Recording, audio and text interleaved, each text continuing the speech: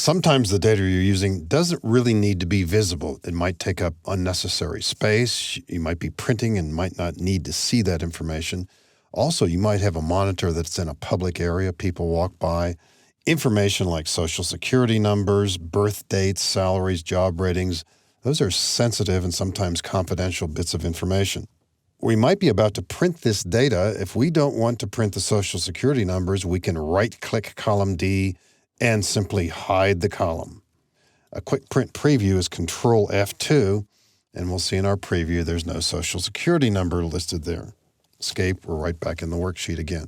Of course, at different times, you may want to get that data back. Recognize that in Excel 2013, a slight visual difference. Notice between columns C and E, there's a double line there to remind us of that. And of course, you know your alphabet, and there's no D there on the screen.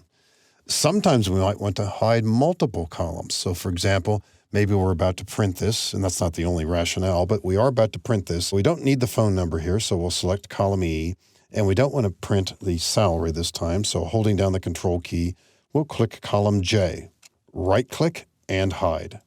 We've hidden those columns. At a later time, we might want to bring back just the column D information. So one way to do this is to drag across columns C and F, and then right-click and unhide. Let me undo that with Control-Z. Another way to do this, drag across columns C and F, and double-click the boundary between them. That brings back all the hidden columns that might be there. Let me undo that again. We've got hidden columns between C and F, also between I and K. How do we bring back all hidden columns throughout the worksheet? Click in the upper left corner, double-click any column boundary is one way. Let me undo that with Control-Z. Another way is select the entire worksheet, right-click any column letter, choose Unhide. So it's real easy to hide and unhide columns. Less likely, but certainly doable and necessary at times, hide rows. Maybe Laura here has left, so has April. We don't want their information to be eliminated, but we just don't want to show them as we're about to print this. So selecting row 2, and then with the Control key, selecting row 5, right-click, and hide. And again, we see the indicators over there. Of course, the numbers are missing too, but we are reminded by the visual that we're not seeing those rows. And if we simply want to get back one or two of those, we can select the entire worksheet or drag across the relevant areas. And as with columns, maybe right-click and unhide or double-click the boundaries, select all of the worksheet, double-click any boundary, or right-click and unhide. So hiding and unhiding columns and rows is part of almost every Excel user's repertoire, and it's easily handled. Of course, it doesn't throw away the data or get rid of it in any way, but it does set it aside for the moment. We also might want to hide a worksheet. Maybe we only occasionally use this arrays worksheet here, and we don't need it to be displayed. We'll right-click and hide that worksheet.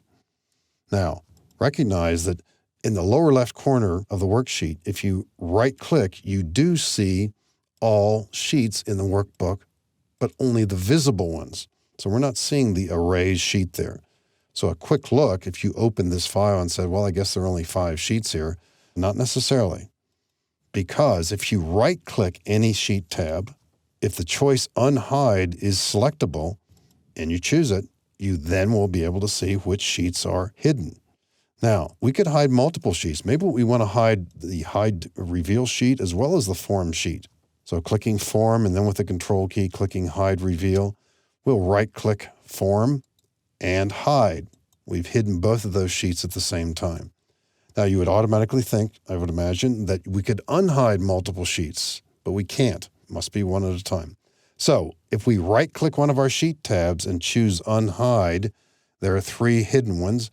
We cannot select all 3 of these. You can't select 2 of them, only one at a time. We can bring back that one, right-click, bring back another one, and so on, but only one at a time. And there we go. Now, I usually don't see these very often in my day-to-day work and my work with Excel over the past 25 years or so, but I occasionally hide a sheet, if only to show others that it can be done. But it is something to be checking out. When you're working with data and someone sends you a worksheet, not only are you looking for hidden columns and rows, but just as a matter of course, right-click any sheet tab. If Unhide is selectable, something is hidden. If it's not selectable as it is now, there is nothing hidden. One other aspect of this, too, that you might want to explore. Suppose you're in kind of a hurry. You need to get this worksheet out to 4 or 5 people. You just don't want them to see this sheet.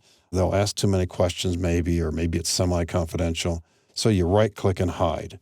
Now, if you save this workbook and send it to others, another person might say, well, I wonder if anything's hidden. You could unhide that. However, if you go to the Review tab and protect the workbook, and simply in this dialog box, put in a password. I'll just put in a password now and click OK and put it in again. It asks you to confirm it. So I've got a password here. If I save this and send it to you, if you're a little bit curious, if you right-click, Hide and Unhide are not selectable. So you don't even know if anything is hidden, and there is, but you can't get to it anyway. And if you try and protect the workbook, or if you click this button, you will need to put in a password. And of course, if I haven't told you, you will not be able to use this. So that's another angle on how you might consider hiding worksheets. Again, I don't think it's too commonly done, but it is something to be on the lookout for. And earlier we saw the much more commonly used ability to hide columns and, to a lesser extent, hide rows.